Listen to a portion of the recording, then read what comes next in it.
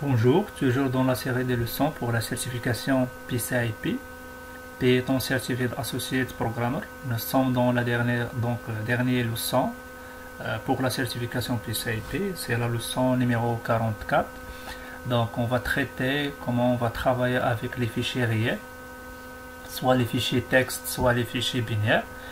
Et donc on a déjà dit que pour utiliser les fichiers, donc on a trois étapes à suivre. La première étape, c'est ouvrir le fichier, c'est-à-dire donc on a déjà dit que un fichier en Python c'est un objet, c'est-à-dire la première étape c'est ouvrir l'objet, et c'est-à-dire ouvrir le fichier avec des différents modes, c'est-à-dire le mode soit pour la lecture, pour la mise à jour ou pour l'écriture. Et deuxième étape, c'est le traitement, c'est-à-dire donc dans le traitement on va lire le fichier, on va écrire dans le fichier et on va faire d'autres choses, d'autres opérations, la conversion et d'autres choses. Et troisième et dernière étape, c'est la fermeture de fichier. Bon, l'ouverture, on a déjà dit que pour ouvrir, on va utiliser la fonction open, et pour la fermeture, on va utiliser la méthode, on a déjà dit que un fichier c'est un objet, c'est-à-dire on va utiliser la méthode close, et à l'intérieur entre les deux opérations, c'est-à-dire l'ouverture et la fermeture, donc on peut lire les éléments qui se trouvent dans le fichier et on peut écrire des éléments dans le fichier. Bon, c'est vos fichiers texte, on va commencer par les fichiers texte. C'est vos fichiers texte contiennent des caractères nationaux non couverts par le jeu ASCII, c'est-à-dire on a déjà dit que le jeu ASCII, ou ce qu'on appelle le code ASCII, il contient 128 caractères. Donc ça c'est le code ASCII standard.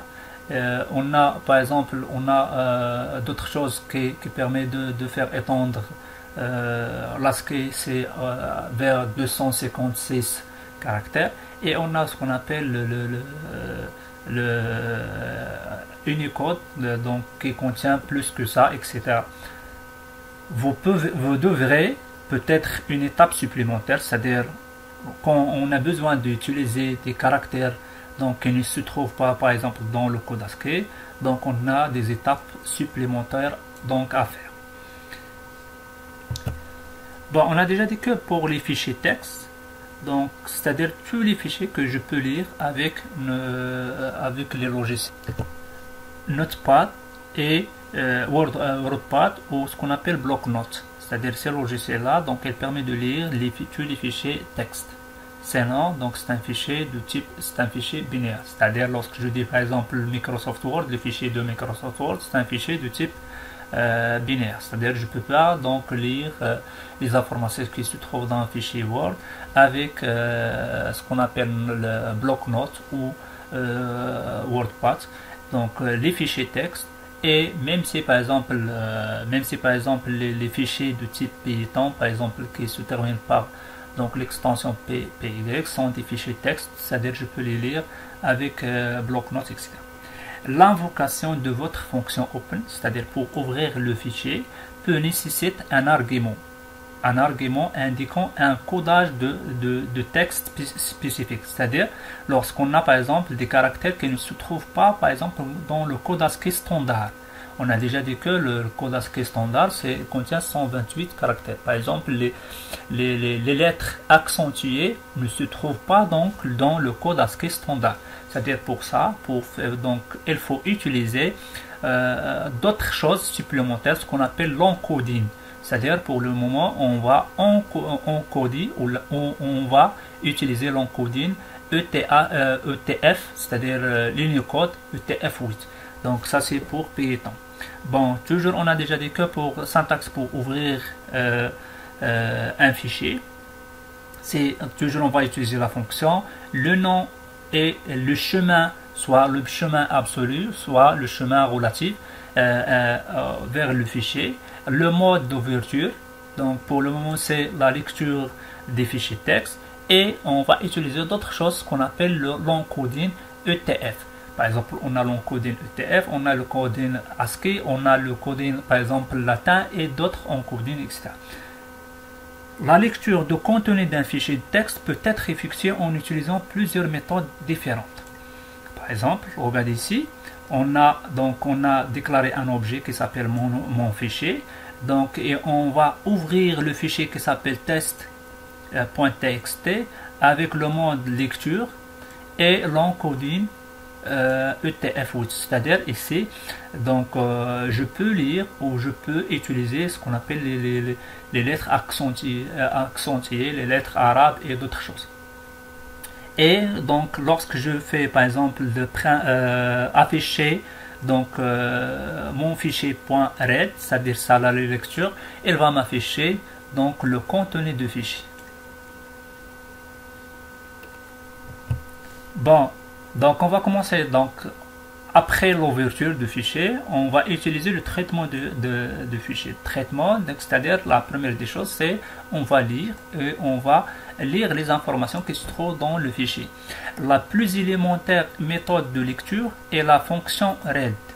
Donc ça c'est pour lire les informations qui se trouvent dans le fichier. Comment on va lire les informations qui se trouvent dans le fichier? C'est une méthode. Toujours on va utiliser le nom de l'instanciation ou de l'objet, point donc read, et on va affecter ces informations à une variable, etc. Donc lire un nombre souhaité de caractères dans un seul, c'est-à-dire donc on va lire les caractères par caractère dans le fichier et le renvoi sous forme d'une chaîne. Lire tout le contenu du fichier et le renvoi sous forme de chaîne. Toujours ça c'est pour la méthode read. S'il n'y a plus rien à lire, la tête de lecture virtuelle atteint la fin du fichier, c'est-à-dire la fonction elle va me renvoyer une chaîne vide, c'est-à-dire lorsque je trouve une chaîne vide, c'est-à-dire ça c'est la fin du fichier, c'est-à-dire on a atteint la fin du fichier. La lecture d'un fichier de plusieurs téraoctets, c'est-à-dire lorsqu'on a un fichier qui contient par exemple plusieurs téraoctets et on a utilisé la méthode read, donc cette méthode peut corrompre donc votre système d'exploitation, c'est-à-dire il peut me donner par exemple une erreur ou donc par exemple lorsqu'on a par exemple le fichier il contient assez d'informations ou assez de données, donc on va éviter d'utiliser la fonction read simple, donc qui ne contient pas par exemple des paramètres etc. Prenez l'exemple ici, toujours ça c'est on a importé la fonction strError donc du module OS, c'est pour utiliser ce qu'on appelle pour afficher la nature ou la description d'erreur. C'est-à-dire on a mettre ici les exceptions et entre les traits except on a fait le code, donc on a commencé de créer un compteur donc pour compter combien de caractères dans le. Bon, après on a utilisé ce qu'on appelle la variable s et on a ouvert le fichier test.txt donc avec la lecture seule, donc ça c'est un fichier texte. Et après on a fait quoi? On a déclaré une variable qui s'appelle ch et on va lire un seul caractère du fichier, c'est-à-dire ça c'est lorsqu'on va utiliser ici entre les parenthèses avec la méthode read, on a utilisé ici 1, c'est-à-dire on va lire un seul caractère du fichier. Et après on va commencer la boucle, on va tester donc est-ce que les ch est égal à, est différent au vide, c'est-à-dire on n'a pas atteint la fin du fichier. On va faire quoi? On va imprimer, on va afficher le caractère et après on va compter, on va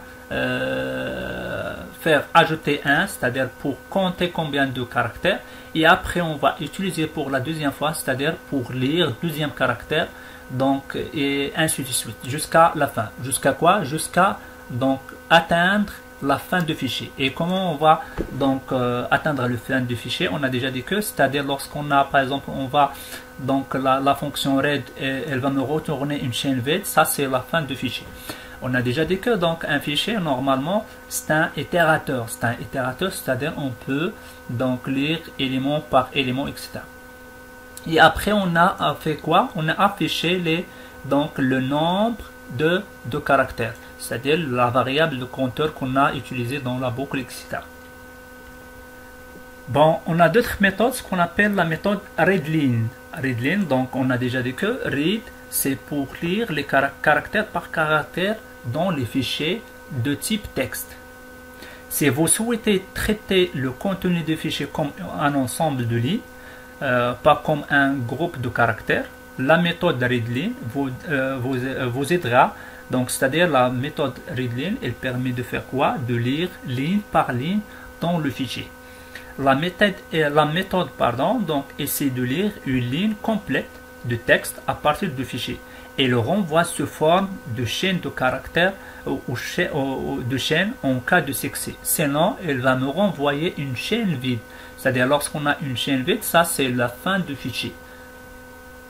Prenez l'exemple ici, toujours on va utiliser ça, c'est pour afficher donc la nature ou la description de l'erreur lorsqu'on a une erreur. Donc, et on a utilisé ici trait except pour donc ce qu'on appelle la gestion des erreurs. Bon, ici on a déjà vu ça. Donc dans le contenu, on a déclaré deux variables. Première variable, c'est-à-dire on a fait quelques changements pour le code qu'on a déjà cité avant. C'est-à-dire on a déclaré première variable, c'est pour compter combien de caractères. Deuxième variable pour compter combien de lignes dans le fichier. Et après on a quoi? On a fait quoi? On a ouvrir le fichier qui s'appelle text.txt avec le mode lecture. Donc toujours ça c'est un fichier de type texte. Et on va déclarer une variable qui s'appelle ligne et on va quoi? On va lire la première ligne. On va lire la première ligne, c'est-à-dire readLine, elle va me lire une seule ligne. Et après on va faire quoi? Donc lorsque la ligne est différente au vide, c'est-à-dire on n'a pas atteindre la fin du fichier, on va incrémenter par 1, la ligne. C'est-à-dire on va la première fois donc c'est 0, deuxième fois 1 et ainsi de suite. Ça c'est pour compter combien de lignes. Et après dans chaque ligne, on a besoin de quoi? On a besoin d'afficher caractère par caractère. Et après on a besoin de compter combien de caractères. Et bon, ça c'est la première ligne. Donc on va lire la ligne suivante. Et après donc toujours c'est on est dans la boucle. C'est-à-dire jusqu'à quoi? Donc c'est-à-dire on va lire les lignes, ligne par ligne jusqu'à la fin du fichier. C'est-à-dire comment on va atteindre la fin du fichier? C'est-à-dire ici lorsqu'on a donc la variable ligne est une chaîne de caractères, une chaîne vide, ça c'est la fin du fichier. Et après lorsque on a atteindre la fin du fichier, on va fermer le fichier et après on va afficher combien de caractères et combien de lignes dans le fichier. Ça c'est le programme donc pour utiliser la méthode readLine. Bon, on a d'autres méthodes, ce qu'on appelle readLine avec S à la fin. Bon, readLine sans S, elle va me lire ligne par ligne. La méthode readLine avec S, lorsqu'elle est invoquée ou appelée, donc sans argument, c'est-à-dire on ne va pas faire un argument ici, donc essayer de lire tout le contenu du fichier. C'est-à-dire elle va me faire quoi? Elle va me retourner une liste de chaînes, un élément par ligne, c'est-à-dire elle va me donner toutes les informations ou toutes les lignes qui se trouvent dans le fichier. Bon, vous ne souhaitez pas tester le système d'exploitation, par exemple, évitez d'utiliser ça. C'est-à-dire lorsqu'on a par exemple un fichier qui contient par exemple assez d'informations, assez de données, par exemple quelques téra d'octets, donc ça c'est-à-dire va me donner, donc lorsqu'on a par exemple les informations ou les données qui se trouvent dans le fichier est plus grand que la mémoire RAM qui se trouve dans le système le PC, donc ici on va trouver des problèmes, etc. Vous pouvez convaincre la méthode readLine de lire pas plus d'un nombre spécifique, c'est-à-dire il faut mettre ici un paramètre, c'est-à-dire il faut indiquer donc pour éviter donc de tester les systèmes d'exploitation, il faut mettre entre parenthèses, donc un chiffre par exemple de 15 ou 20 lignes ou n'importe quelle chose. C'est-à-dire il faut mettre par exemple donc un paramètre entre les parenthèses. La taille maximale acceptée du tampon donc d'entrée est transmise à la méthode comme argument. C'est-à-dire il faut mettre, regardez ici l'exemple. Toujours ça c'est pour donc la gestion des erreurs. Et on a mettre tout ça donc entre traits except, c'est-à-dire lorsqu'on a par exemple des exceptions, on va afficher la nature d'exception, soit dans l'ouverture, soit dans la fermeture, soit dans le traitement, etc. Et on a déclaré deux variables. Donc ça c'est la même chose que le programme ou l'application qu'on a fait avant, mais on a changé la méthode de lire le fichier. Pour le moment on a utilisé la méthode donc readLine avec S. Et ici regardez, c'est-à-dire on a spécifié combien de lignes. Pardon, ça c'est pas combien de lignes, ça c'est combien de caractères. C'est-à-dire combien de caractères. Mais par exemple, lorsqu'on a par exemple un fichier qui contient par exemple pour chaque ligne, il contient par exemple des 15 éléments, 15 caractères. Par exemple, lorsque je mettrai ici 20, c'est-à-dire il va me lire combien de lignes? Il va me lire 2 lignes. Pourquoi? C'est-à-dire, donc la première ligne, il contient 15 et on a déjà dit que lire 20 caractères. C'est-à-dire, les 20 caractères, ils se trouvent dans 2 lignes. Donc la première ligne et une partie de la deuxième ligne. C'est-à-dire, il va me lire combien de lignes? La première ligne complète et la deuxième ligne complète. C'est-à-dire, il va me lire 2 lignes. C'est-à-dire, lorsque je spécifie ici 20 caractères, c'est-à-dire les 20 caractères inclus. C'est-à-dire les lignes qui contiennent 20 caractères. Bon, ici on a fait quoi? Donc on a testé donc la fin, c'est-à-dire ici on a testé est-ce qu'on a donc la longueur, est-ce que la longueur est différente à 0, c'est-à-dire la longueur des lignes, c'est-à-dire lorsqu'on a par exemple 0 ligne, c'est-à-dire on a atteindre le fin du fichier. Bon, et après on a fait quoi? On a parcouru les lignes, ligne par ligne, ça c'est-à-dire elle va me donner une ligne par ligne et on a fait quoi? On a compté, donc on a fait l'incrémentation de variables de ligne et après on a fait quoi? Donc pour chaque ligne on a parcouru caractère par caractère et on a affiché chaque caractère et après on a fait l'incrémentation de variables qui permet de me compter les caractères et après on a fait quoi? Donc ici dans la boucle on va lire donc 10 caractères, les lignes qui contient par exemple 10 caractères et jusqu'à la fin, c'est-à-dire jusqu'à la ligne, c'est-à-dire il est égal à 0, c'est-à-dire lorsque je dis par exemple le retour de la méthode readLine est égal à 0, c'est-à-dire on a atteindre la fin du fichier. Pour ça, donc on va donc quitter la boucle et on va fermer le fichier et on va afficher combien de lignes, combien de caractères et combien de lignes. Bon, ça c'est concernant la méthode de readLine. Bon, donc on a ce qu'on appelle, on a déjà dit que donc l'objet fichier, donc c'est un itérateur, c'est-à-dire lorsqu'on va dire c'est un itérateur, c'est-à-dire on a la méthode next. Underscore next entre underscore, c'est-à-dire on peut lire, on a déjà utilisé ça dans les programmes qu'on a déjà cités, c'est-à-dire on a lire ligne par ligne ou caractère par caractère, c'est-à-dire toujours il va me lire le premier lorsque j'utilise par exemple read tout court, c'est-à-dire il va me lire caractère, premier caractère, il va me déplacer le curseur vers deuxième caractère, je peux lire donc deuxième caractère et ainsi de suite. Et la même chose pour les lignes, lorsque je fais par exemple la méthode de readLine, c'est-à-dire il va me lire la première ligne, donc il va me passer vers deuxième ligne, ça c'est-à-dire c'est un itérateur, c'est-à-dire je peux utiliser la méthode next. Le dernier exemple que nous voulons présenter montre un trait très intéressant de l'objet retourné de la fonction open en mode texte. Nous pensons que cela peut vous surprendre. Donc l'objet est une instance de la classe itérable, c'est-à-dire c'est un objet itérable, donc c'est un itérateur Donc je peux c'est la même chose que les listes, etc.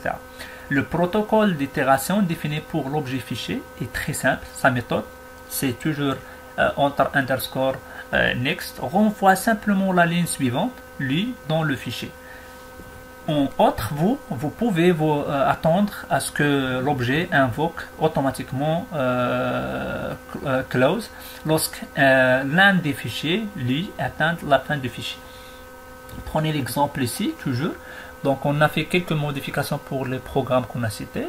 Donc, toujours ici, on a déclaré deux compteurs. Donc, la première, donc, c'est pour compter combien de caractères. Deuxième, c'est pour compter combien de lignes.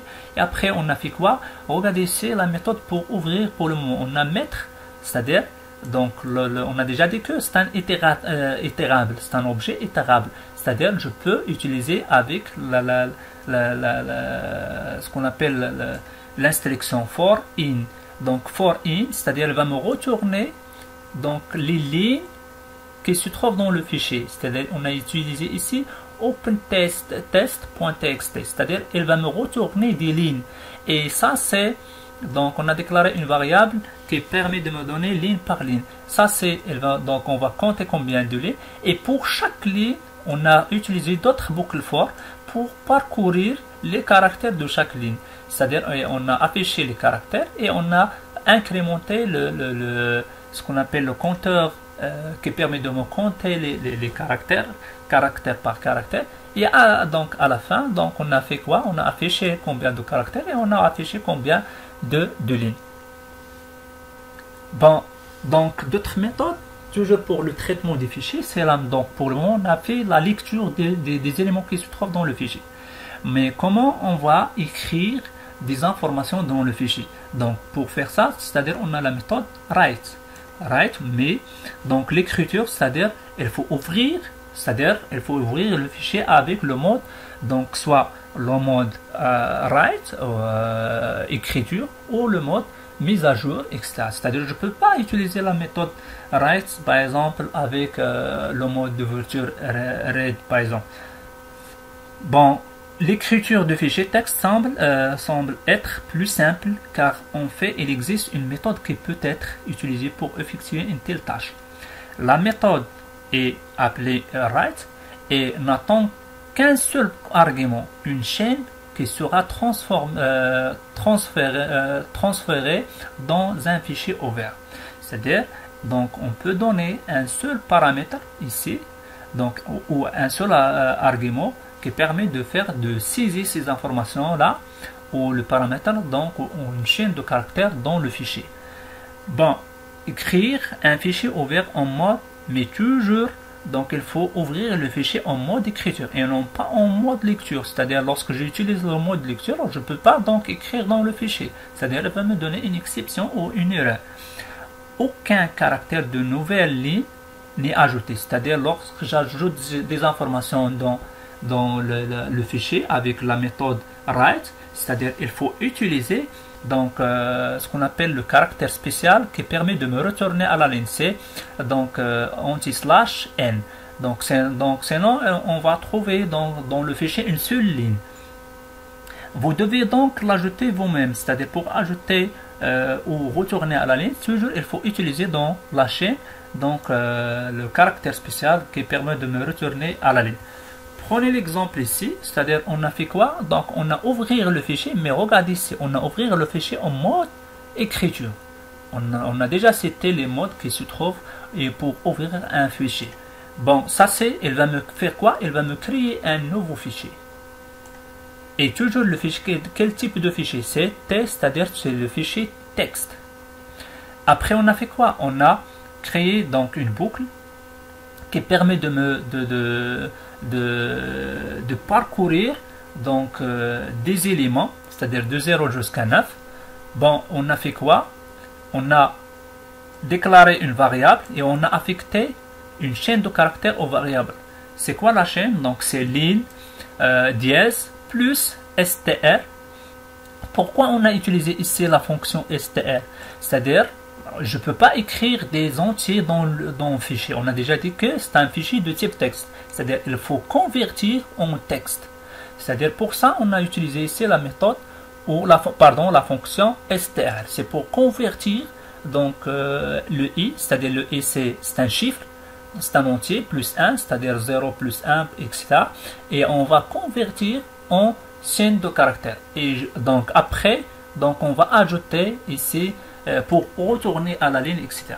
Et on va écrire ces informations-là dans le fichier, caractère par caractère, etc. Donc on va donc saisir donc les informations caractère par caractère dans le fichier. Et après, et à la fin, on va fermer le fichier. Et ça c'est pour tester lorsqu'on a des erreurs. Bon, on va tester l'exécution de ces programmes qu'on a déjà cités. Donc on va exécuter l'un de ces programmes sur donc idle pour tester donc le résultat, etc. Bon, regardez, j'ai ici un fichier texte qui s'appelle test.txt. Je peux l'ouvrir donc avec bloc-notes ou WordPad. Regardez ici, le contenu il contient 4 lignes. Donc on va essayer d'ouvrir par exemple un autre fichier, par exemple image ou n'importe quelle chose. Regardez ici. Alors, est-ce que je peux l'ouvrir avec WordArt? Bon, on va essayer d'ouvrir avec WordArt. Regardez ici. Donc je ne peux pas lire ça. Donc ça c'est un fichier de type binaire. C'est pas un fichier de type texte. Bon, on va revenir ici. C'est-à-dire on va saisir le programme dans idle. Regardez ici, on a déjà déclaré deux variables et on a utilisé ce qu'on appelle readLine avec S. Et on va essayer de lire combien de lignes et combien de caractères dans le fichier qui s'appelle test.txt. Regardez ici, lorsque j'exécute, elle va me donner combien de caractères. On a déjà vu que, donc ça c'est le contenu, on a lire le contenu et regardez, on a combien de lignes et combien de caractères. Donc ça c'est le programme qui permet de faire ça. La même chose pour les autres programmes, donc question du temps, donc on n'a pas donc beaucoup de temps de tester tous les programmes, mais donc vous pouvez donc mettre la vidéo en pause et vous testez le programme donc pour visualiser le résultat. Bon, ça c'est concernant les fichiers texte, c'est la première partie dans la leçon numéro 44. Deuxième partie de la vidéo, on va traiter les fichiers de type binaire. Merci pour votre attention. À la suite.